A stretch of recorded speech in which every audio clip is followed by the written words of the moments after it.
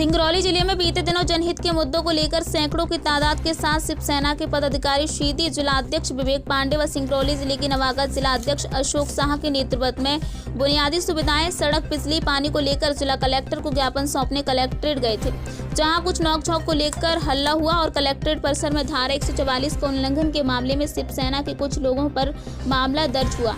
इन्हीं सब बातों को लेकर के शिवसेना जिलाध्यक्ष सिंगरौली अशोक साह के द्वारा सर्किट हाउस महाजन मोड़ में प्रेस वार्ता आयोजित की गई, जिसमें शिवसेना के जिला अध्यक्ष अशोक साह ने प्रेस वार्ता में ये बताया है कि सड़क, पानी, बिजली की समस्या इसको लेकर के वहां के ग्रामीण जनों के साथ सीधी जिला अध्यक्ष विवेक पांडे व सिंगरौली जिला अध्यक्ष शिवसेना अशोक साह पदाधिकारियों को कार्यकर्ता सहित कलेक्ट्रेट परिसर में उपखंड अधिकारी को सूचना देने के बाद शिव सैनिकों के द्वारा कलेक्ट्रेट में जाकर कलेक्टर को हम लोगों ने ज्ञापन देना चाहा, लेकिन मुख्य गेट पर प्रशासन का कोई भी अधिकारी नहीं पहुंचा।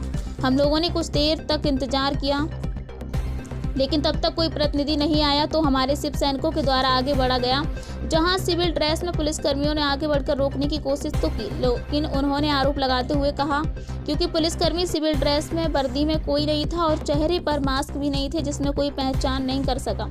हमारे सीधी जिला अध्यक्ष एवं एक दो कार्यकर्ताओं को जहां बैठ गए थे उनको उठाने की कोशिश की गई। उन्होंने कहा कि प्रशासन पूरी तरह से फैल रहा, अन्य पार्टियां आती हैं तो कुछ नहीं होता है, लेकिन जनहित के मुद्दे को लेकर शिवसेना आगे आई है तो उन्हें कोरोना नियम का हवाला देकर हमारे शिव सैनिकों पर मुकदमे कायम कर दिए गए हैं। शिवसेना पर इन सब ने डरने वाली बात यह भी है, अगर प्रशासन शिव सैनिकों के ऊपर से मुकदमा वापस नहीं लेता तो धारा लगाए गए हैं उनको वापस नहीं लेता। शिवसेना शीर्ष के नेतृत्व में आदेश पर पूरे प्रदेश में उग्र प्रदेश करेगी।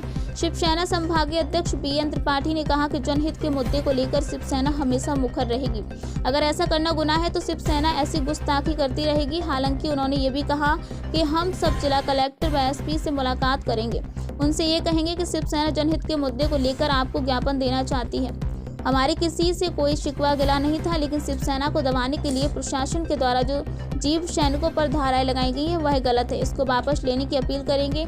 इस अवसर पर शिवसेना जिला अध्यक्ष अशोक साह, संभागीय उपाध्यक्ष रामदयाल पांडे, विधि प्रकोष्ठ संभाग अध्यक्ष बीएन त्रिपाठी, महासचिव सुरेश बराठी, युवा सेना जिला अध्यक्ष रणधीर सिंह, युवा सेना संभाग अध्यक्ष अरुण पांडे, संगठन मंत्री धर्मेंद्र सिंह, ऑटो सेना जिला अध्यक्ष मुकेश शर्मा सहित अन्य शिवसेना के पदाधिकारी उपस्थित रहे। द्वारा ये बताया गया कि आप हो कौन, उनने किसी प्रकार की प्रतिक्रिया व्यक्त नहीं की। उस कोच में भी किसी प्रकार की पुलिस, सिंगरौली की पुलिस कोच की व्यवस्था नहीं थी जो ये बताए कि ये वर्दीधारी जो वर्दी में नहीं है ये हमारे पुलिस के अधिकारी। तो हमारे कहने का मतलब निश्चित रूप से शिवसेना को नीचा दिखाने के तरीके से इनके ऊपर हमारे ऊपर अपराध पंजीबद्ध किए गए हैं।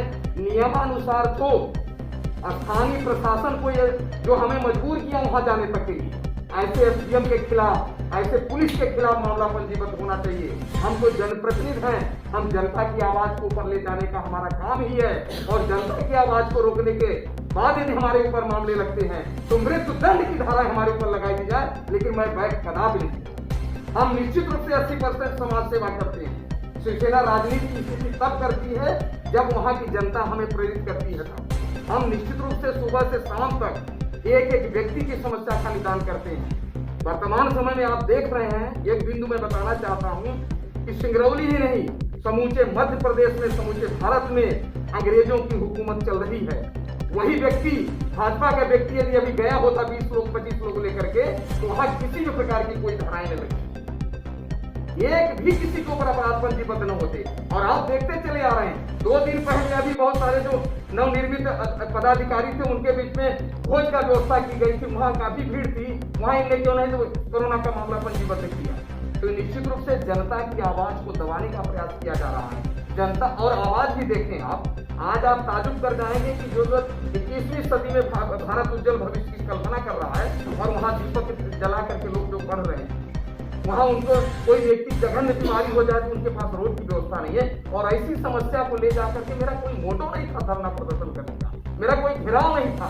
हम तो सिर्फ अपनी समस्या व्यथा बताने गए थे, और हमारी व्यथा बताने के पूर्व ही हमारे ऊपर ऐसे अपराध पंजीबद्ध कर दिए गए कि हमारी मानसिकता को दबाया जा रहा है। तो मैं इस प्रेस मीडिया माध्यम से आप लोगों के माध्यम से बताना चाहता हूं कि स्थानीय प्रशासन ऐसे मामले को तत्काल किसी न किसी तरह से पूर्ण जांच करके इसे वापस करे, अन्यथा मध्य प्रदेश की पूरी शिवसेना उग्र आंदोलन करेगी और इसका शासन प्रशासन जवाब देगा। आज जिस मुद्दे पर वार्ता बुलाई गई है, आपका कहना है कि आप लोग जनहित के मुद्दे का लेकर ज्ञापन सौंपने गए थे, आप लोगों पर कई धाराएं लगाई हैं, क्या कहना है आपका?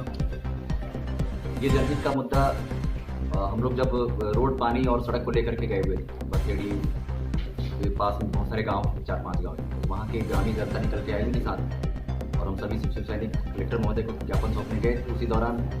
और किसी प्रकार का कोई भी पुलिस प्रोटेक्शन ऐसा कुछ था नहीं, कोई प्रशासनिक अमला नहीं था, गेट पे कोई व्यक्ति नहीं था, चौकीदार तक नहीं था, जहाँ से हम लोग मेन गेट से इंटर कर रहे थे। और जब कोई नहीं था वहाँ 5 मिनट रुके, नारेबाजी हुई। जब उनसे देखे कि कोई नहीं आ रहा है बाहर निकल के ज्ञापन लेने के लिए, तो हम लोग अंदर गए कि माननीय कलेक्टर महोदय जहाँ रहते हैं वहाँ गेट पर हम ज्ञापन लेकर के वापस चले आए। जैसे वहाँ पर गए हम सभी, तो वहाँ पर किसी अनजान व्यक्ति द्वारा, जो किसी प्रोटोकॉल में नहीं था, कोई वर्दी नहीं पहना था और ना ही किसी तरह का जो है कि कुछ व्यवस्था उनके पास था जिससे परिचित हो सके कि पुलिस प्रशासन का व्यक्ति है, वो किसी हमारे शिव सैनिक के ऊपर जो है कि हमला कर देते हैं, कालन पकड़ते हैं, हटाने का प्रयास करते हैं। तो इस विषय में जो है कि अभी जिला प्रशासन और पुलिस प्रशासन के रवैये से हम बिल्कुल नाखुश हैं। उन्होंने हमारे शिव सैनिकों के ऊपर पाया बैठे हुए।